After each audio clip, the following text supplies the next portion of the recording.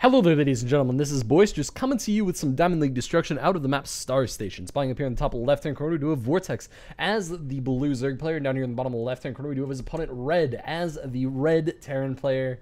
And oh my god, that lines up so perfectly. Red, thank you. If you had been the blue player, I would be very mad at you, but thankfully you weren't. You sent me a game where you were the red player, and thus I am happy.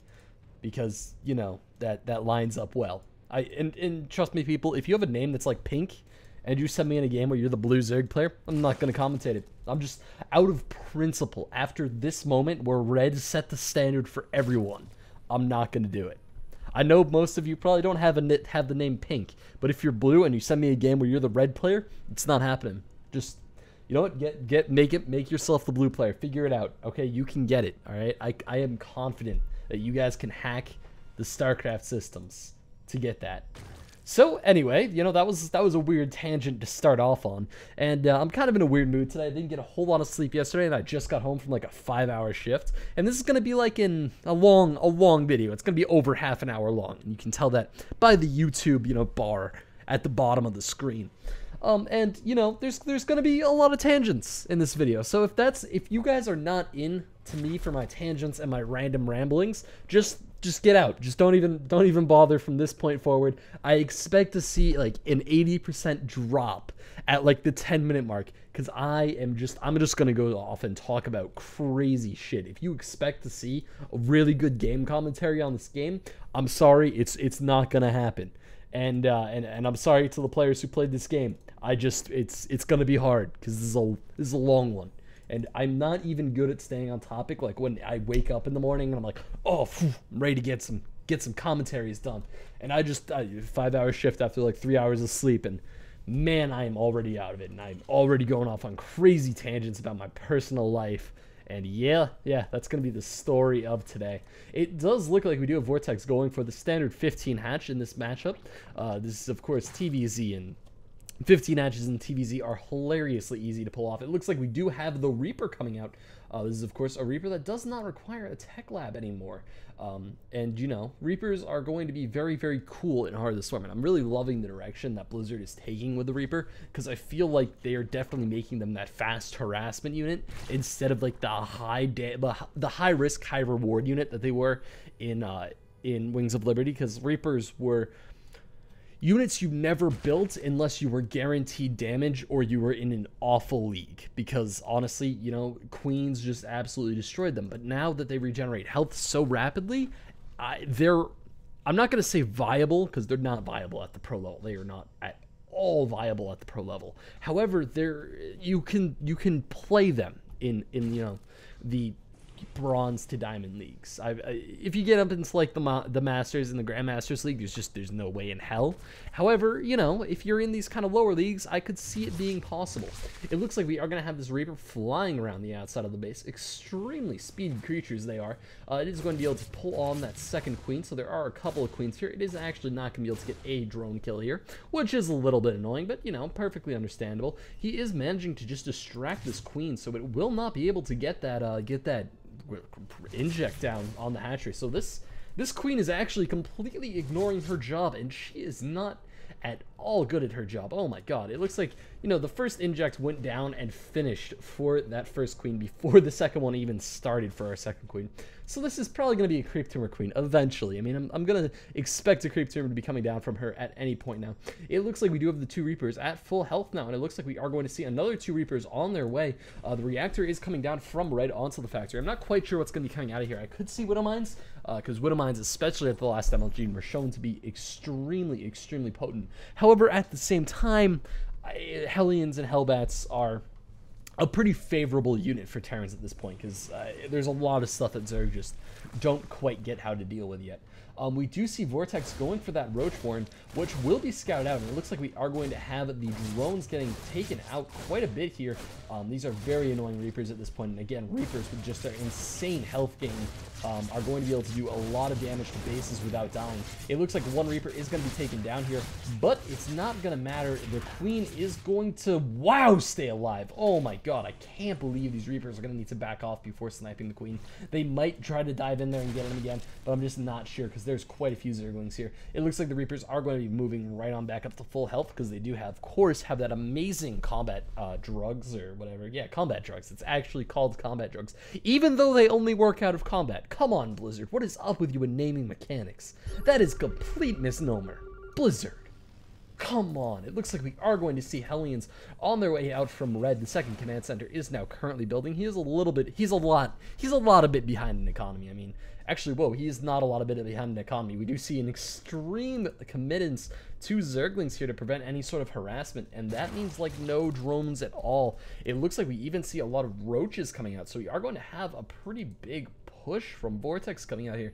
It's going to be very interesting timing. This I feel like this is based off of the Wonderful Life pushes that really hit before the big Widowmine timings that happened at MLG, and that's like why he won the tournament, was because he went for those timings that, you know, it kind of prevented a player from building up a lot of Widowmines and then just pushing and winning, especially a player like Flash, who was just so big onto those timings, and you know they just kind of got stomped hard by Life's builds of Link Bling Muta.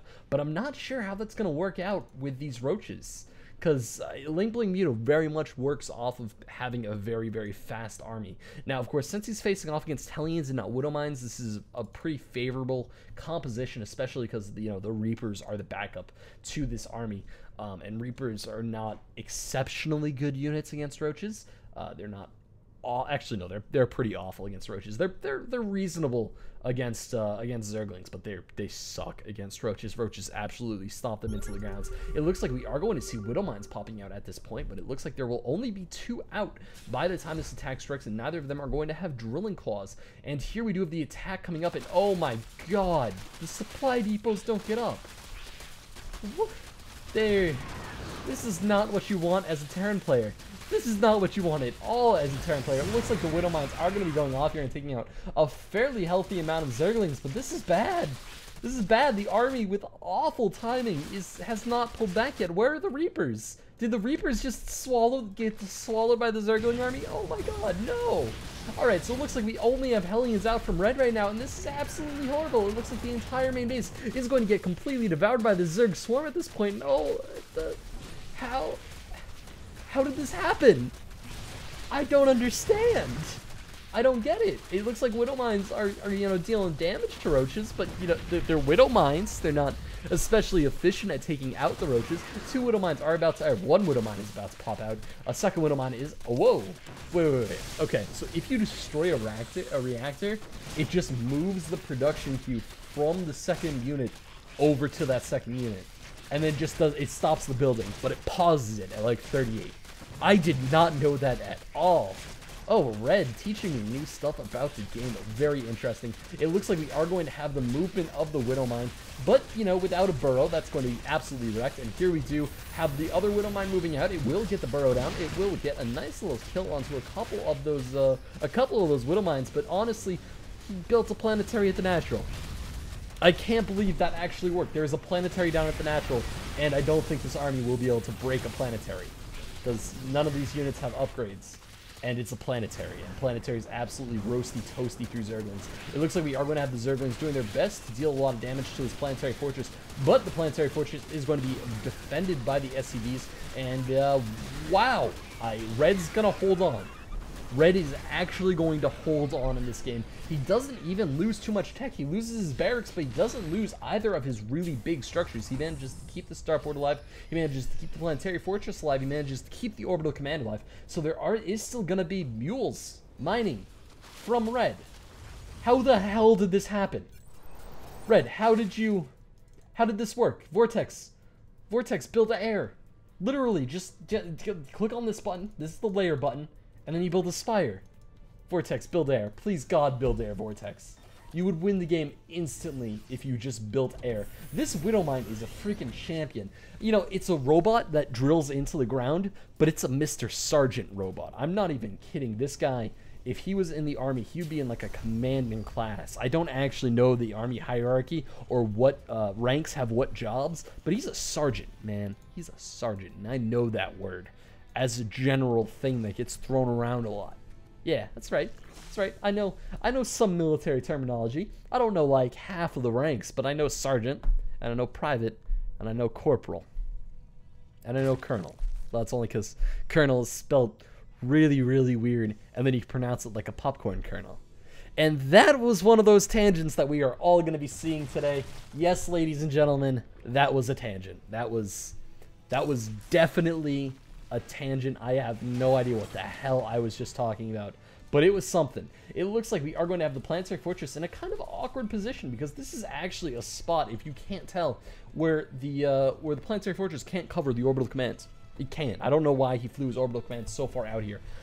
It looks like we are going to have a medevac currently out for red, so this medevac will be, actually 3 medevacs, what the hell, that's a lot of medevacs. I'm surprised that he hasn't flown his orbital command over to like this side of the map, because, you know, fuck it, why not? If you're in a position like this, it's kind of the point where you just go, it could work, and then you just do it anyway, because honestly, there's no other way for this to happen. I mean, there needs to be an extreme level of fuck it in Red's play attitude at this point in order for him to succeed. It looks like we are going to have 9 drones coming out from Vortex. Interestingly enough, he's actually not expanding, despite having absolute map control, having an absolute lead in this game. He's still managing to not be that far ahead. He has 37 drones to the 26 of his opponent. That's not a lot, considering the fact that he killed off the entirety of the main base of Red. Let's see, how many workers killed is it? It's 15-6. All right, so he killed 9 more workers, and he only has 11 over his opponent. Like, what is that? You're a Zerg player. You should be at 80 at this point, man. Come on, what are you doing? It looks like we are going to have Infernal Pre-Igniter coming down from Red. An interesting tech path choice. Tech path choice is the right sentence there. And I don't know why I just spent so much time wondering that, but I was truly correct. It looks like we are going to have the Widow Mines coming out yet again, along with another Hellion. So his army is essentially going to be 2 Widow Mines and a Hellion coming up right now. And I don't know why Vortex has not just started pushing until he wins, because he could literally just swing at the orbital commands and like just roll through here and then just start hitting the orbital commands until the Terran player cannot repair it anymore, and he would probably win based on economy. I don't know why he went for the far away third, and I will never be able to explain this to anybody, instead of the third right next to his base. And yes, I know. I was told this was Diamond League play. I swear to God, this player told me he was in Diamond League, and in the loading screen, it said Diamond League, okay? I know what you're all thinking, but it said Diamond League, okay? Just roll with me on that one, because I don't want to get like the 40 things of like, this is Diamond League? Really, Boisters? Are you sure? Is this Diamond League? No, yeah, it's Diamond League. I'm reasonably certain of it. It looks like we are going to have 9 drones popping out at this point, so Vortex is going to finally be taking a reasonably commanding hand in the economy. He's up 13, okay, maybe not dominant, but he is up, you know, 20 drones, which is, it's better than it was when he was only up like 11 in a game where he was winning up a base and killing way more probes than his opponent, and, you know, not having his entire base fucking killed, and, you know, having an actual macroeconomic base thing instead of a planetary at his natural. It looks like we are going to have the move up into the main base to try to clean up these roaches, but I'm not sure how this one's going to go. It looks like the Hellions are going to be taking an extreme amount of damage. These Widow Mines do not feel like burrowing. Maybe they're going to learn how to burrow. Maybe. It's the R button, I do believe. No, it's the E button. I apologize. Maybe that's why he didn't burrow him. Maybe he didn't realize that he was using the wrong button. Maybe he was trying to burrow with R, which is of course the hotkey for Zerg players, and then he accidentally didn't know it was E. But anyway, it looks like we are going to have Vortex building up quite a formidable roach army. He has a big army supply lead over his opponent, and a big bank lead over his opponent. This is kind of the point where he should have this space, this space, this space, this space, this space, this space, maybe this space, potentially that base, and definitely this base. And probably creep literally right here. I mean, there's no reason for him not to have creep literally right here. It looks like we are going to finally have the Spire coming in. However, it's going to be a little bit too late, as Thor production has begun, because, you know, Red is a reasonably intelligent player who knows, hey, at this point, this is going to be the spot where he can start, you know, coming at me, bro. All right, this is the point where I'm going to start getting wrecked by any sort of air unit. It looks like we do have Hellbat transformation on the way. And that's going to be reasonably useful against any amount of army. However, Roach Muta, it's not super effective against. I mean, it's better than Hellions, but it's still not amazing. It looks like we are going to have a couple of Marauders in production for our for our red Zerg player. Excuse me. But, you know, there's a lot of Mutas, and Mutas do a lot of damage. Now, of course, there is a fair amount of missile turrets currently in the base for red, so he will be able to hold off these mutas without taking an absurd amount of damage. However, without muta stacking with the proper magic box, I don't know why he doesn't have 5 bases, to be honest, because that should have been the win for this game.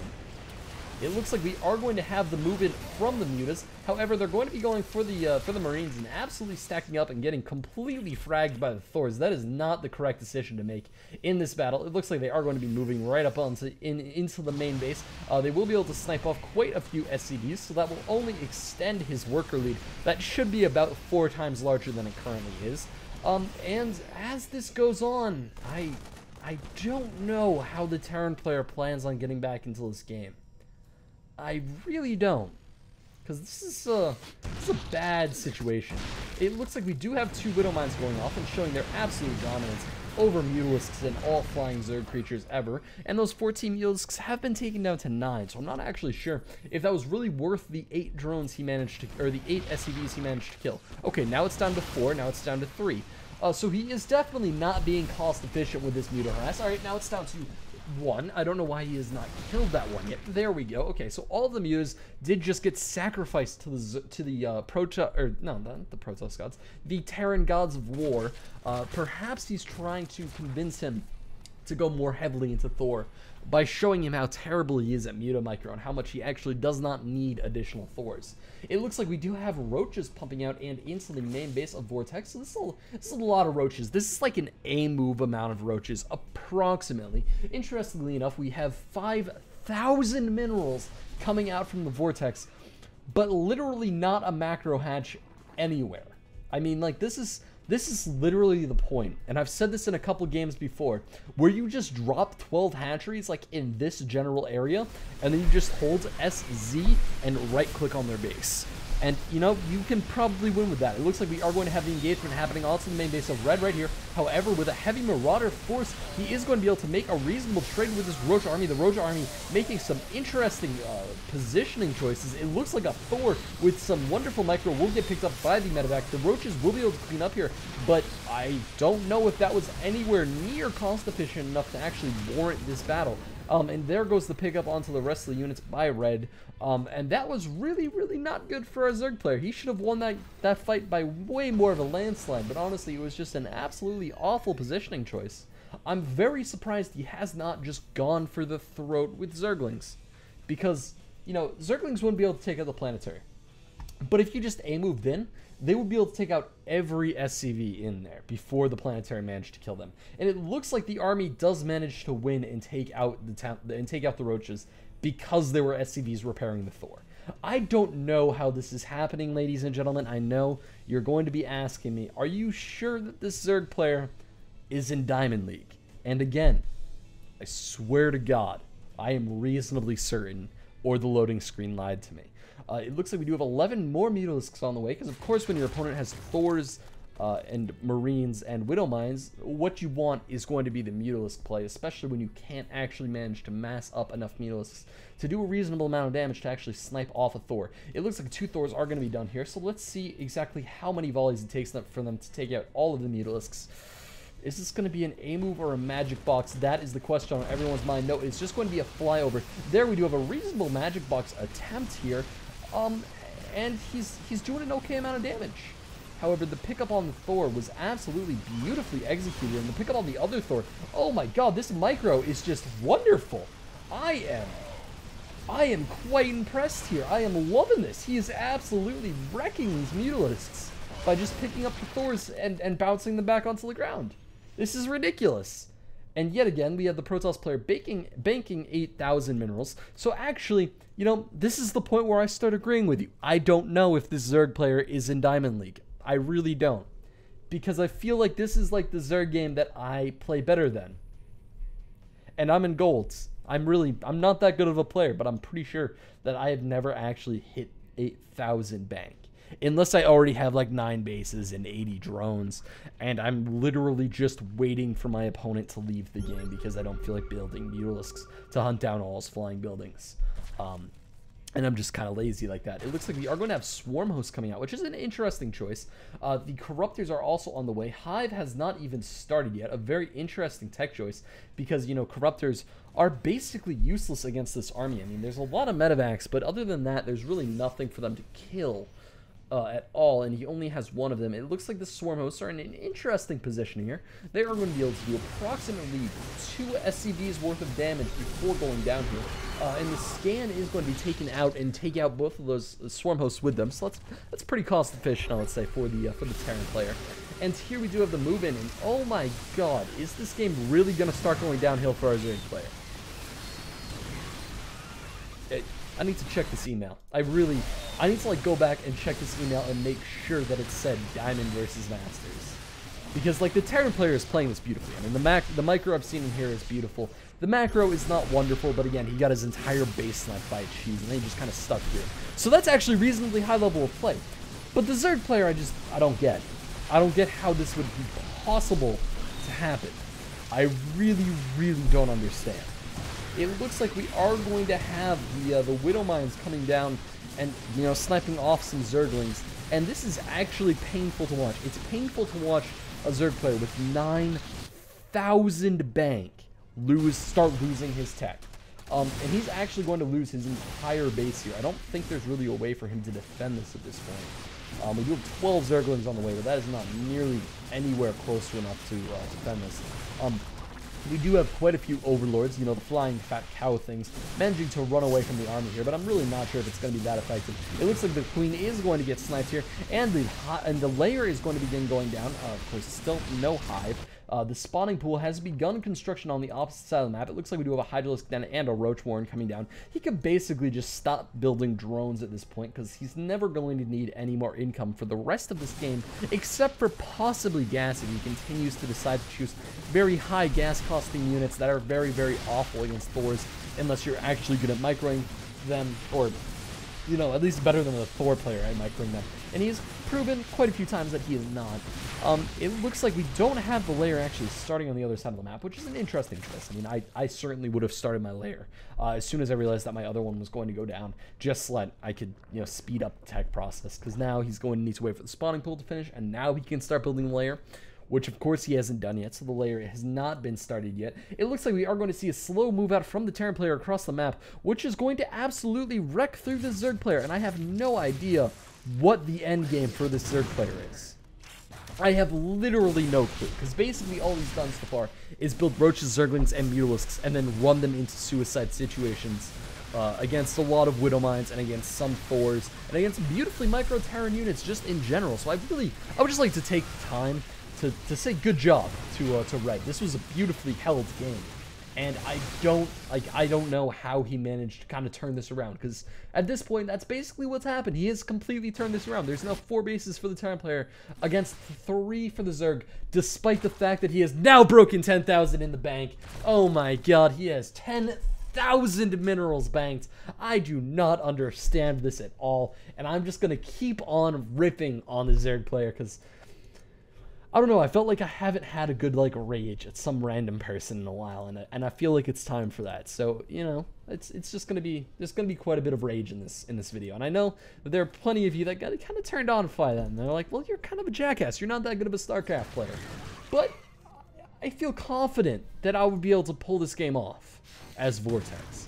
Reasonably confident that I would have been able to win this game, because, you know, I would have built 10 to 12 hatcheries right here, and then just funneled Zerglings until I literally won by right-clicking Zerglings into his base. Literally just move commanding Zerglings into the base, and then letting them go where the hell they want, because he literally could have drained the Terran's economy by having him repair the planetary fortress. That would have been a legitimately possible strategy. It looks like we do have the massive Terran army now moving in. It is going to be into the defense of the third base. However, the command center is already lifted. It is in the burn zone. I think it's going to be able to survive here, but it's going to be a little bit on the awkward side. The Hellbats are going to be able to do a reasonable amount of damage to this army. And of course, you know, just Thors are going to roasty toast everything else to the ground. So Red, again, taking a surprisingly good position. If anyone can point to the defining point of this game, please, God, tell me where it is, because I have no idea. Like, I don't know how Vortex managed to do this. It looks like the Widow Mines are just being bullies to these eggs. And are these Widow Mines actually going to kill the eggs? Because that would be absolutely amazing. They've been just like sniping off random larva sacks. However, I think this next Widow Mine missile might kill an egg, and oh my god, it does. And actually, it's a full refund on eggs. Who the hell knew? It looks like the Widow Mines don't feel like burrowing yet. Maybe they'll burrow soon. Maybe. There's the burrow. The Widow Mines are in the ground now, and that's going to be a big snipe onto the army of our Zerg player. Of course, Widow Mines still pretty good units. Again, you know, they shouldn't be winning the game this hard for our Tyranny player. However, somehow they are. It looks like we have two Widow Mines just standing above the ground over here. They don't care enough to actually burrow at this point. And there we have more AoE going down. They are going to snipe off quite a few of these eggs and just be annoying in general. It looks like the Queen is going to be dangerously low here, and they are going to be, the entire army is going to run into another cluster of Widow Mines. I feel like I'm watching Stefano and a Muslim play Machine and Indra, because this is literally how the game went, except just replace the Protoss or the Zerg player with the Protoss player, and then have Stefano playing as the Widow Mines, and then just watch that. It was beautiful. It was magnificent. It was hilarious. There were so many freaking Widow Mines. It looks like we do have a very heavy commitment into planetary fortresses coming off for our Terran player. Very interesting choices here. The only orbital command he actually has is in the main base, which has now been mined out. Other than that, it's 4 bases to the minimalist 3 of our Zerg player. Still don't know how he's only on 3 bases with 11,000 minerals banked. Definitely doubting that this is a Diamond League player. Again, his portrait said he was Diamond League, but I think this might be his little brother. I don't believe anyone when they tell me that on the internet, but I think that might actually be what's going on here, because we have, you know, full energy on this Queen, almost full energy on this Queen. We have the layer started, but not the hive yet, despite the fact that he has an overt amount of bank. We have Red absolutely dominating with an army of literally Marines and Widow Mines. And I want to see the rage. I want to see Vortex come out and call Terran bullshit in the expansion because he lost this game. Because this has been an absolutely ridiculous tale of why am I still commentating this? Because honestly, this game has basically been a one-sided sledgehammer fest. And I would just like to take this time to remind everyone that if you have games that you would like to be commentated, send them on into boisterousse2@gmail.com. I could really use Heart of the Swarm games. Not sure if you guys can notice that, but Heart of the Swarm games would be very nice, and I know all of you people that send me in games, and you should do it more often. Send me in like nice 10, 15, 20-minute long games that I can get commentated after school and after track practice and after all of my other curricular activities that go on that are not this commentary channel. Because, you know, I could use some shorter games to actually get out on Wednesdays and Mondays, because I have no idea how I'm going to get 50-minute videos out on Wednesdays and Mondays.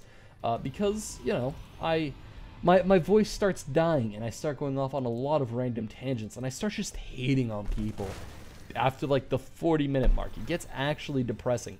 I literally have no idea how this game is still going on. It looks like we do have the major resupply out of the Zerg player coming up, but again, despite having good upgrades and a reasonable, I mean, it's not a bad army comp, it's just bad macro, to be honest. I mean, honestly, I don't know how he managed to lose this game. It looks like we are going to have the cancel on the hatchery go down, so he isn't going to lose the hatchery, which isn't a specifically bad thing. I don't know why he was expanding here instead of here, because, you know, here is a much easier spot to defend. I don't know why there aren't creep tumors all over the fucking place, because you still have maximum energy.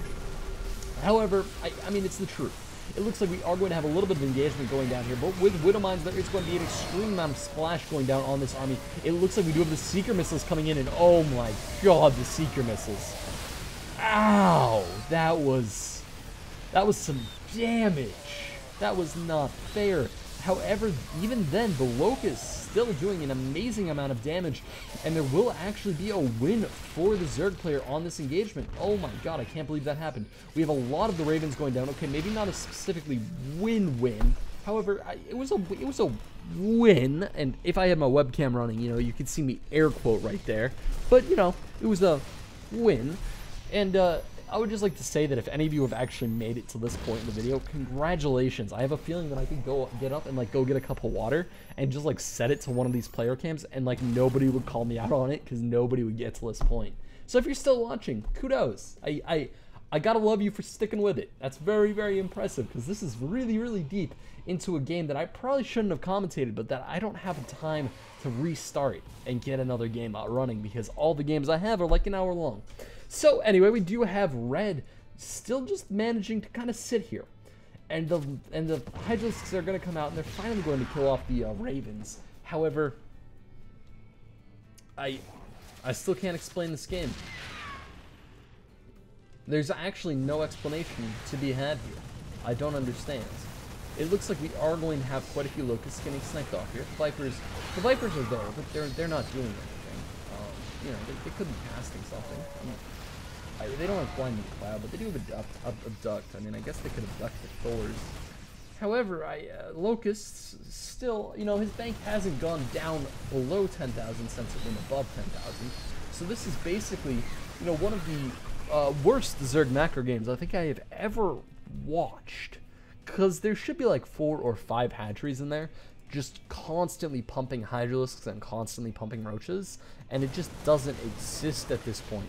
So we see an incredibly cost-efficient Terran army that has not had to fight an army its own size this entire game. It looks like we are going to have 5 Ultralisks on the way. However, 5 Ultralisks are absolutely awful on this map, purely because, you know, there's no creep anywhere, and he's going to need to be fighting with 5 Ultralisks either down this ramp or in this basically, you know, choke point filled SimCity base, which, you know, is bad. I mean, this SimCity is basically as bad as the last SimCity that came out that had like the awful DRM issues. I mean, like the like online only DRM issues for a single player only game.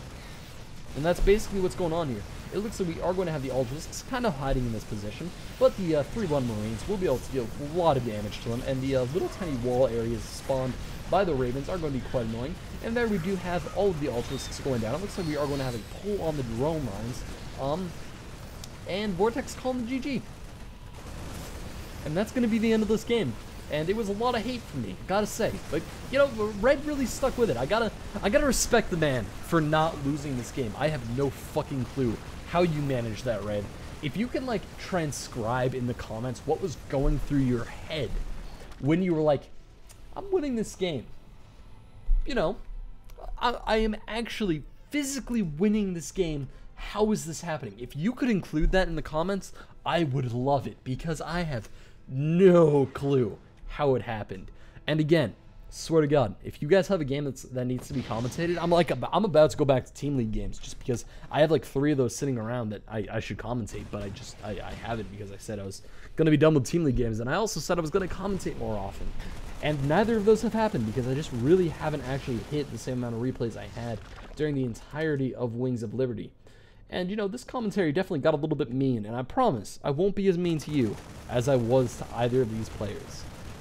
Or as I was to Vortex, because I sincerely doubt you could actually be as bad as Vortex was this game.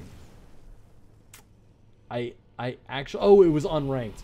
Oh, that makes sense. Oh, that kind of makes sense now. I'm guessing he is not an actual Zerg player. Still sad and pathetic. However, I can see how this would occur. I mean, if I played Terran and I played a 50-minute long game, this is basically how it would end, just in reverse. Where, like, I would probably have a really successful early game attack, and then I would completely fall apart in the late game because I have no fucking clue what I'm doing. But I feel like I would be able to hold on a little bit more. Alright, so anyway, guys, if you'd like your games commentated, send them on into boisteroussc2@gmail.com. Please, God, I swear, if you send me in like a 20-minute long game, it will be up on my channel like on Monday or on Wednesday or on the next video day that you sent it in. before. I promise you. I'm not even joking here. All right, I will like make 3 videos just to fulfill that promise. And also, if you would like to watch any other boisterous action that maybe has a little bit less negativity and a little less rage-filled hatred, you can head on over to youtube.com/user/boisteroussc2. Maybe you'll find me being nicer. Probably not, but maybe, maybe.